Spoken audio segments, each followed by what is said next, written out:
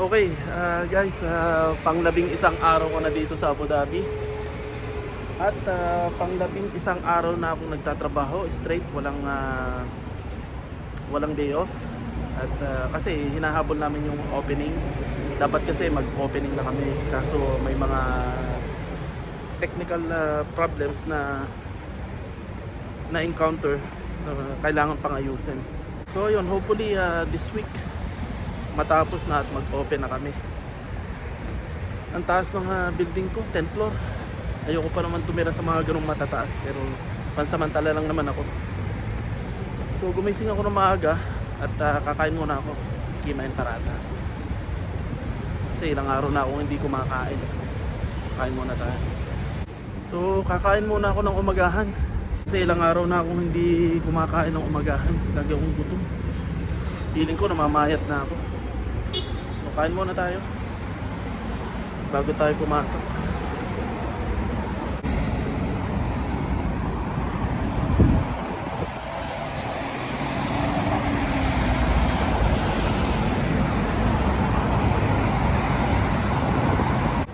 Okay, tapos na akong kumain ng parata at saka chicken curry. So pasok na tayo sa trabaho. May dadating kasing delivery. Kailangan maaga ako. Tataksi na ako. Kasi pag nagbus ako, malilate ako, mabagal ang bus. Matagal pati yung interval. Okay, nandito na ako. Nagtaksi na ako para mabilis kasi andyan na yata yung delivery. Tumawag na sa akin. Ang galing din ng taxi dito. Kasi pag malapit na siya dito sa mall, may nagsasalita doon sa taxi na kailangan niyang mag-reduce ng speed. So alam niyo yun, yung may sensor yung taxi para malaman na kailangan mag-reduce ng speed ng taxi. Kailangan niyang bumagal. So napakagaling. High tech. So nagmamadali na ako. Mamaya na lang ulit. Okay, nandito na ako sa site.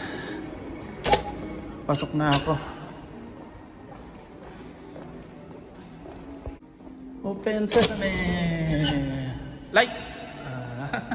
Matik, naka-sensor. High tech. Okay. Yan, dito na ako. Okay.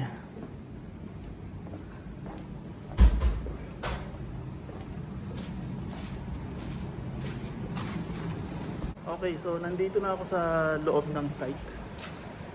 So ito na yung development ng aming site ng bago kong company. Malapit na siya matapos, malapit na kaming magbukas. So halos kompleto na. So ito na siya, lagayan ng sapatos. Tapos nandun na yung reception. Meron na siyang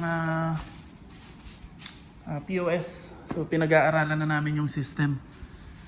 System namin, roller. Tapos ito na yung climbing machine at ball pit area. So yan, ilalagay na namin yung bola sa isang araw.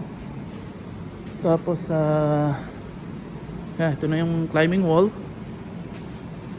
At ito na yung soft play area para sa mga chikiting. Ito naman yung racetrack na alam ko magkakaproblema kami. Agawan ng laruan at saka batuhan. Tapos sensory.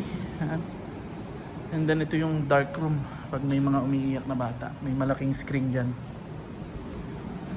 Tapos ito yung pinaka main event. Ito yung pinaka ni madam.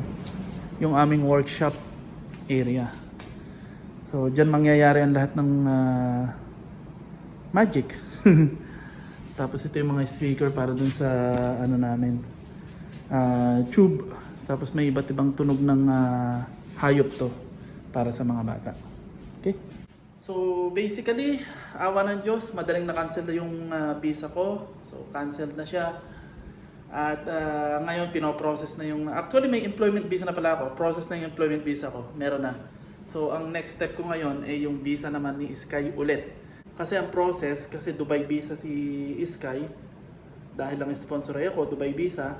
So, ika-cancel din yung visa ni Sky. Hindi siya i-hold. Dati, akala namin i-hold.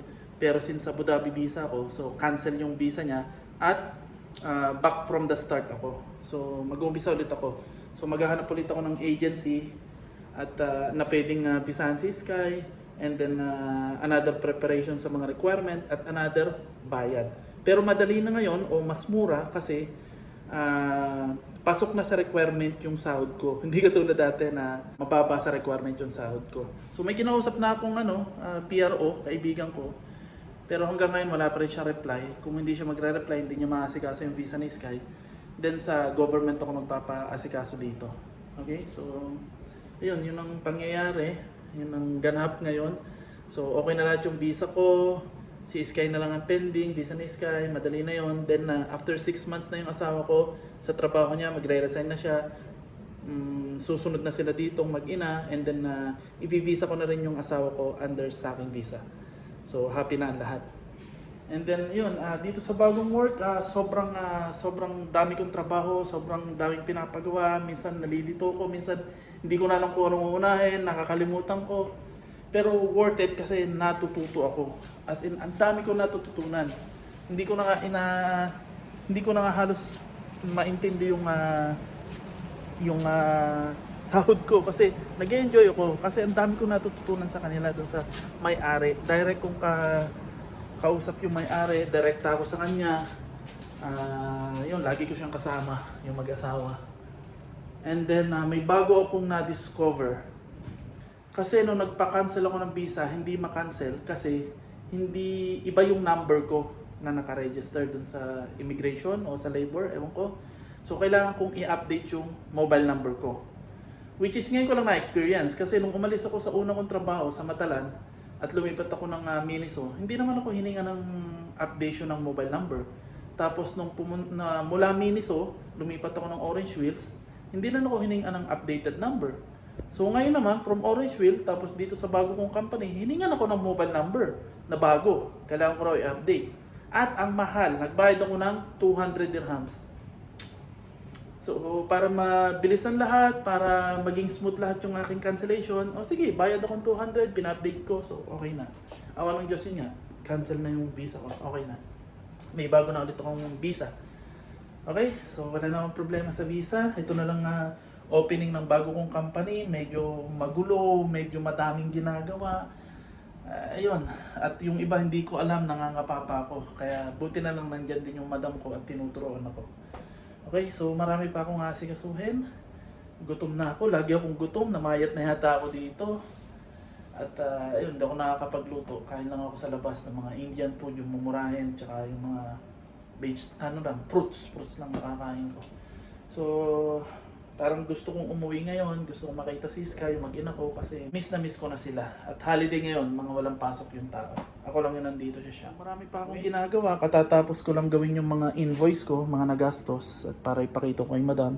Tapos galing dito yung mag-asawa, may-ari, nag-walkthrough kami. Inilista ko yung lahat pang pending at saka yung mga bibiling ko.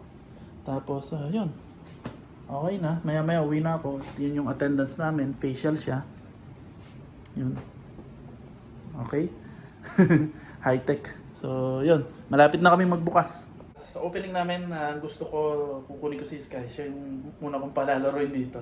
Okay? So, mamaya na lang ulit. At mamaya may gagawin pa kasi ako eh. Okay? So, yun. Mamaya na lang ulit. Okay, tapos na ako dito. Uuwi muna ako. Daan ako dun sa nagbebenta ng locker. Babayaran ko. And then, ipapadeliver ko sa Lunes. Kasi ngayon, Friday, holiday, then Sabado, Linggo, walang pasok, Lunes pa madedeliver. Kailangan ko pumunta doon para bayaran din. So, hintay lang ako ng bus.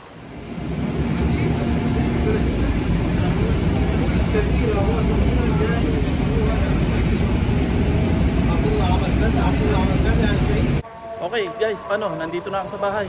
Papahinga muna ako. See you na lang sa susunod na video. So, yun lang ang update sa akin dito sa Abu Dhabi. So, see you guys. Bye-bye.